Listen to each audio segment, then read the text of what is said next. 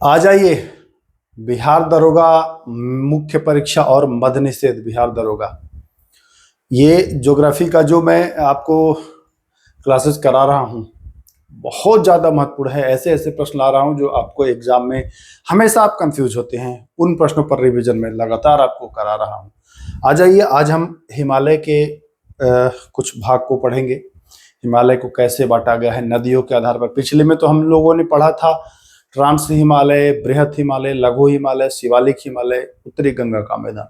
आज हम नदियों के आधार पर हिमालय को कैसे बांटा गया है, कौन किस नाम से जाना जाता है, इस वीडियो में देखेंगे। शुरू करते हैं। देखिए, पहला प्रश्न कह रहा है सतलज एवं सिंधु नदी के बीच स्थित हिमालय के भाग को किस नाम से जाना जाता है। सतलज से सिंधु। आप अगर नक्शा का ज्ञान आपको होगा तो देखिए, भारत का जो ये उत्तरी पॉइंट है हिमालय वाला, ये आपको दिखाई देगा इस तरीके का, है ना। यहाँ पर आपको सिंधु गार्ज दिखाई देता है। कौन सा गार्ज? सिंधु गार्ज दिखाई देता है। तो यहां पर तो हो गया सिंधु नदी, ठीक है। सिंधु से किसको कह रहा है? सिंधु एवं सतलज, यानी सिंधु ये हो गया और यहां से ये हो जाता है सतलज। इस वाले हिमालय को क्या कहा जाता है? फिर आता है सतलज से आगे आएगा आपको काली, ठीक है। ऐसे आपको 4 भाग में पढ़ना है, मैं आगे पढ़ाऊंगा। तो ये जो पार्ट पहला होता है सिंधु से सतलज, इसको किस हिमालय के नाम से जानते हैं? तो इसको जानते हैं कश्मीर। किस हिमालय से? कश्मीर हिमालय से। ये बताइए, ये जो नदियों के आधार पर हिमालय का जो विभाजन किया, 4 भागों में किया ना, किसने किया? अगर आ रहा हो तो कमेंट करें, किसने किया नदियों के आधार पर। फिलहाल हम लोग देखेंगे, नोट करिएगा, इस पर प्रश्न मैं दूंगा, आगे दूंगा प्रश्न इसको सजाने के लिए, तो एग्जाम में भी आता है। तो ये हो जाएगा कश्मीर हिमालय। हम अब दूसरे सवाल पर आते हैं। तो दूसरा सवाल देखिए क्या कह रहा है। चूंकि देखिए भाई, एग्जाम में कथन वाला प्रश्न आ रहा है, अगर प्रैक्टिस नहीं रहेगा कथन वाले प्रश्न का तो गड़बड़ हो जाएगा मामला। नीचे दिए गए कथनों पर विचार करें। कथन पहला कह रहा है हिमालय को नदियों के आधार पर सिडनी बुर्राड ने विभाजित किया था। अभी हमने पूछा, ये पूछा ना कि नदियों के आधार पर किसने बांटा, पार्ट बाई पार्ट किसने किया। यहां कह रहा है सिडनी बुर्राड ने बांटा। क्या ये सही है? ये आपको बताना है। दूसरा, कश्मीर हिमालय करेवा झीलिए, झीलिए है ना, झीलिए, झीलिए होगा, निक्षेपों के लिए प्रसिद्ध है जहां केसर की खेती होती है, ठीक है। करेवा जो है, पूछता है एग्जाम में कि करेवा क्या है, ठीक ना, या करेवा दे देगा जगह का नाम कि इनमें से कहां करेवा प्रचलित है। तो जानिए, ये कश्मीर हिमालय में है, पॉइंट 1। पॉइंट 2, ये झीलिए निक्षेप है। पॉइंट 3, ये केसर की खेती के लिए प्रसिद्ध है, ठीक ना। तो एक स्टेटमेंट से 3 क्वेश्चन तैयार। हिमालय को नदियों के आधार पर किसने बांटा? तो सिडनी बुर्राड ने। तो एक क्वेश्चन में आप 4 प्रश्न निकाल लिए और यहां पर दोनों कथन जो है वो सही है। तो ऐसे प्रश्नों को पढ़िएगा ना, कम समय में बृहत आपको जानकारी मिलेगी। और रटुआ फटुआ के चक्कर में रहेंगे तो गड़बड़ा जाएगा मामला। इसलिए मैं बार बार कहता हूं कि रटुआ फटुआ के चक्कर में ना रहिए, कुछ सीखिए, हमेशा कुछ सीखिए। आइए, हिमालय के वर्गीकरण का पश्चिम से पूर्व सही क्रम कौन सा है? पश्चिम से पूर्व, देखिए मैंने अभी बताया ना आपको, यही बताया था, सिंधु नदी, सतलज नदी, ये आया था कश्मीर हिमालय। तो सबसे पहले तो कश्मीर हिमालय हो जाएगा, तो पहला तो कश्मीर। लेकिन क्या कह रहा है?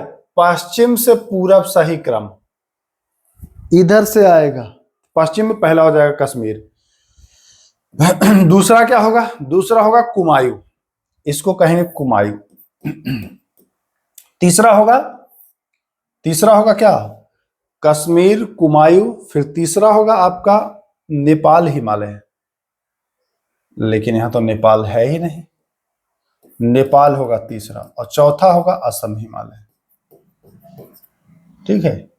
यहां तो ऑप्शन ही खेला कर दिया, कश्मीर है, कुमायूं है, नेपाल और असम होना चाहिए था, ठीक ना। असम, चलिए कोई बात नहीं, जब ऑप्शन ही नहीं है तो नोट करिए कश्मीर कुमायूं, ये वाला यहाँ आएगा और ये वाला यहाँ आएगा। ठीक है, तो इनमें से कोई नहीं यहां पर हो जाता है। देखिए सतलज तथा काली, सतलज तथा काली नदी के बीच, अभी 4 भाग में दिखाया मैंने।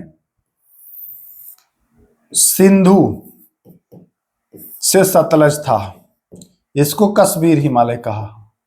सतलज से काली, सतलज से काली, इसको कहते हैं कुमायूं हिमालय। ठीक है, इसको कहते हैं कुमायूं हिमालय। अब काली से आएगा कहां, काली से आएगा तीस्ता, आगे हम लोग देखेंगे, तो इसको कहेंगे कुमायूं हिमालय। कुमायूं हिमालय के पश्चिमी भाग को, ये बहुत महत्वपूर्ण सवाल है। कुमायूं हिमालय को आप 2 भागों में जब बांटोगे ना, यहाँ पर जैसे एक कुमायूं हिमालय तो 2 भाग हो गया, एक पूर्व एक पश्चिम। तो पश्चिमी हिमालय जो है कुमायूं का भाग, इसको गढ़वाल हिमालय कहते हैं। और इसी गढ़वाल से गंगा यमुना नदियां निकलती है। तो पॉइंट को नोट करना है मेरे भाई, ठीक है। तो कुमायूं हिमालय के पश्चिमी भाग को गढ़वाल हिमालय कहते हैं। देखिए आ ही गया प्रश्न, गंगा और यमुना नदियों का उद्गम किस हिमालय से होता है, तो ये कुमायूं हिमालय से होता है, सॉरी गढ़वाल से होता है। देखिए अगर गढ़वाल ऑप्शन में ना रहे तो पूरा ओवरऑल कुमायूं होगा, क्योंकि कुमायूं का ही भाग है गढ़वाल। लेकिन जब दोनों विकल्प में रहे तो आप ध्यान रखिएगा, पश्चिमी को गढ़वाल कहा जाता है। गढ़वाल अगर दे रहा है तो इसीलिए दे रहा है कि वो जानना चाह रहा है कि कुमायूं को 2 भाग में जब बांटा गया है तो आपको ये पता है कि नहीं, ये चीज नोट करिएगा। चलिए, काली तथा तीस्ता नदी के मध्य हिमालय को, काली तथा तीस्ता 3 भाग में बांटे थे ना भाई।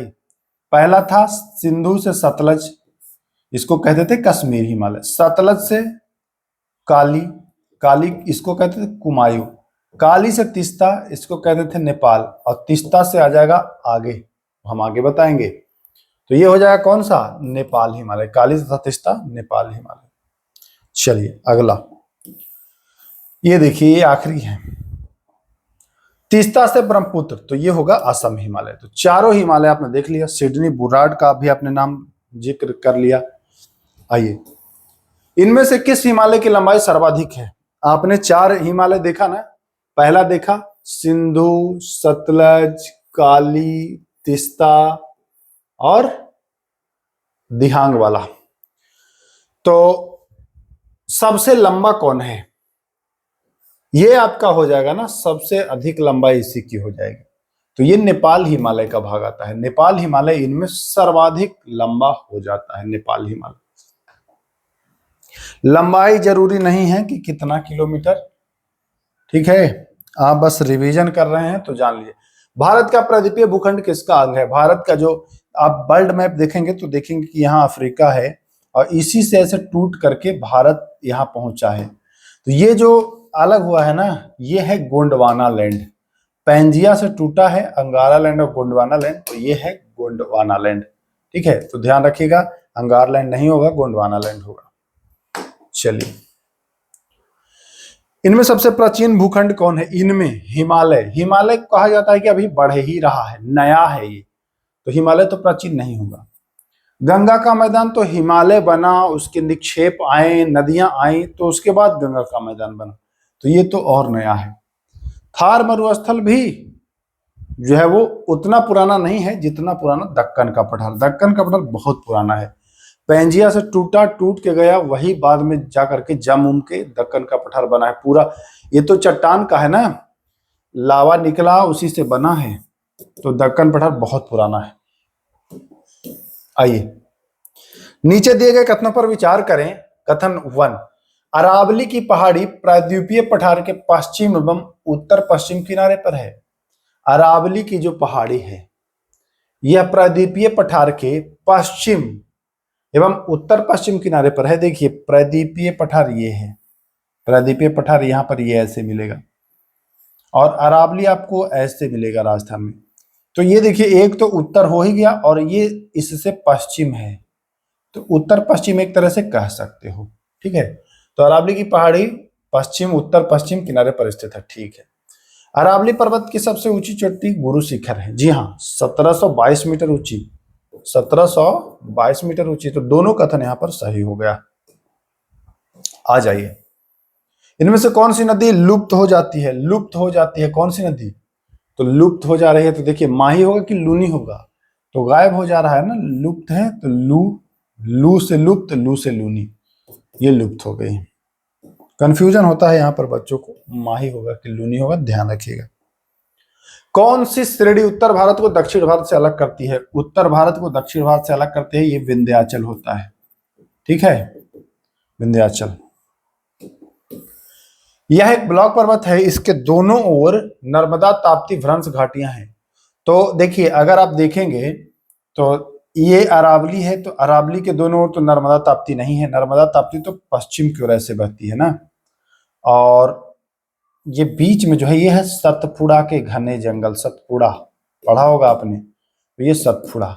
अरावली दो भागों में बांटती है। नीलगिरी यहाँ पर गांठ है, तो ये भी नहीं होगा, अरावली भी नहीं होगा, सतपुड़ा हो जाएगा क्लियर आंसर।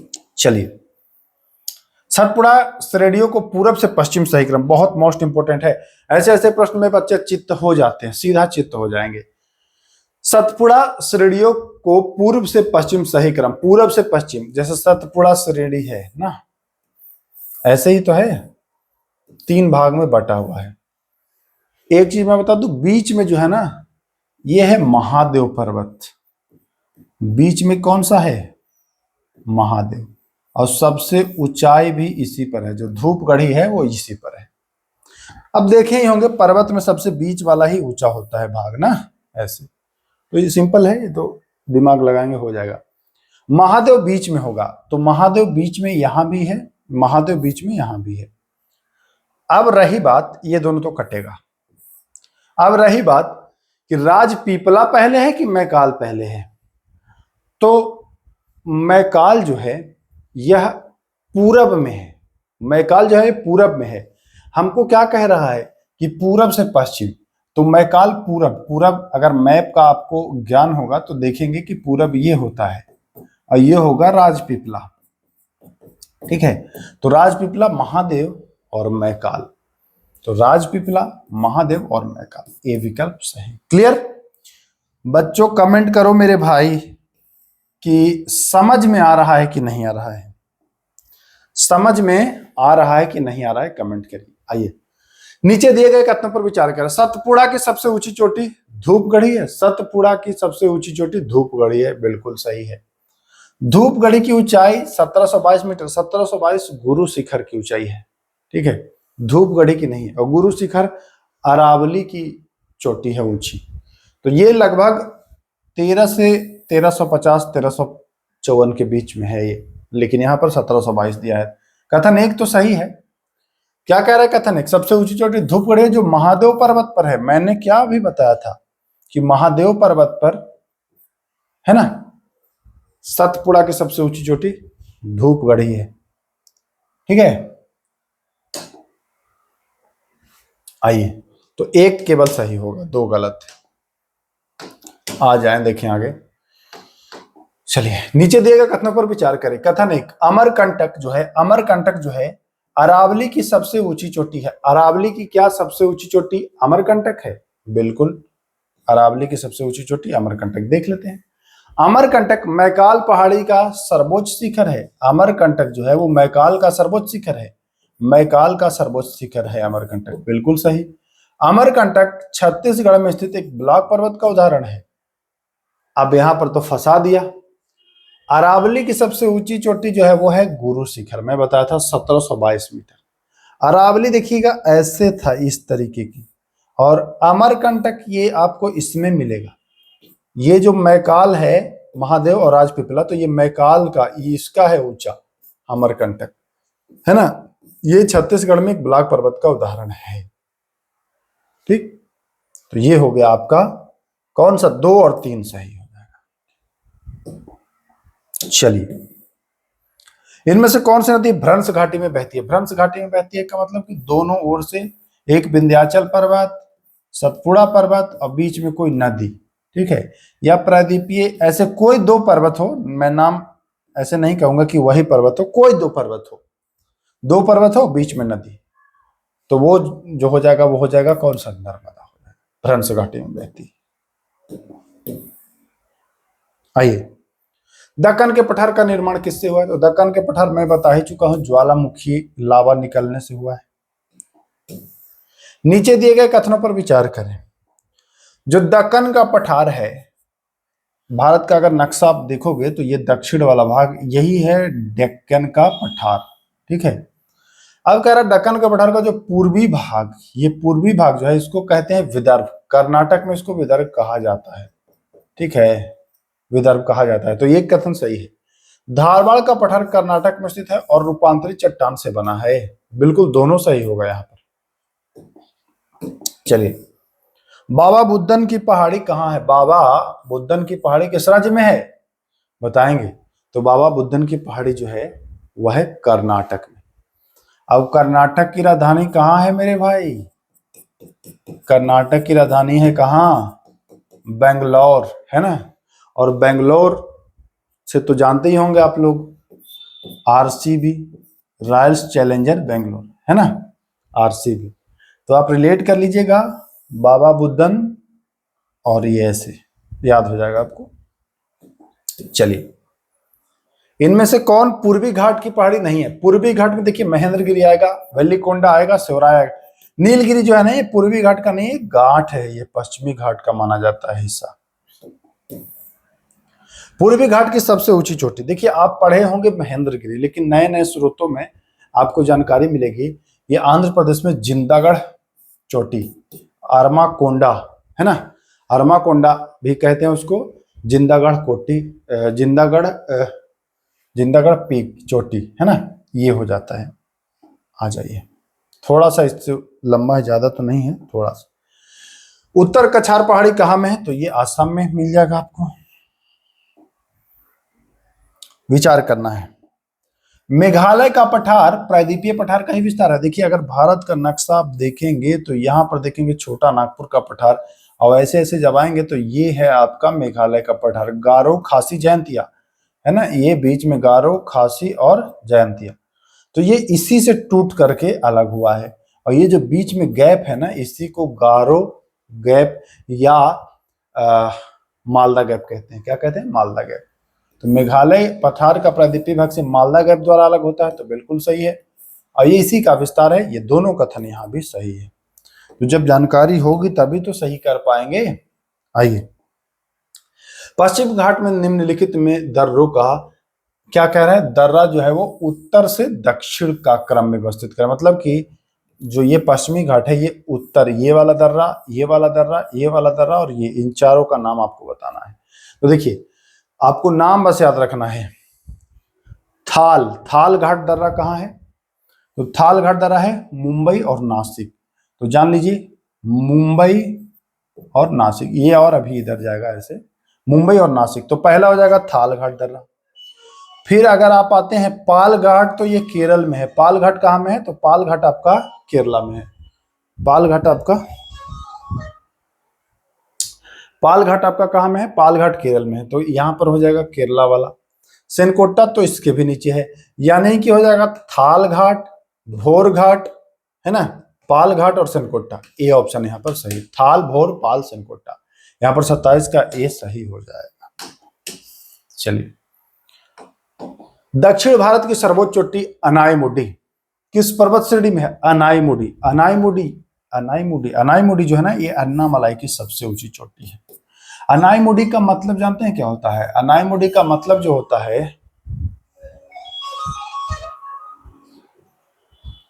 एक मिनट, अब बीच में लोग जब एक बार फोन कट कर दीजिए तब भी बीच में लोग डिस्टर्ब करते हैं, पता नहीं कितने अज्ञानी लोग हैं।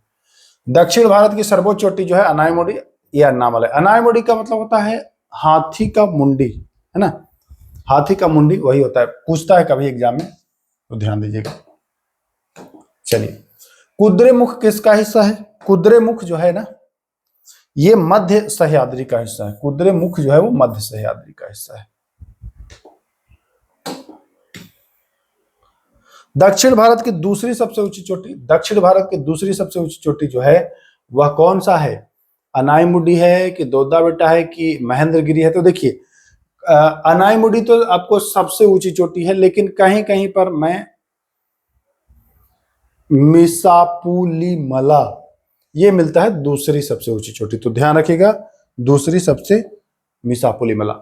आइए, नीलगिरी पर्वत किन राज्यों में है स्थित? तो मैं बार बार कहता हूं कि नीलगिरी गांठ है कर्नाटक, केरल और तमिलनाडु का। ये कर्नाटक, केरल और तमिलनाडु का ये गांठ है, नीलगिरी गांठ, केरल, कर्नाटक और तमिलनाडु का।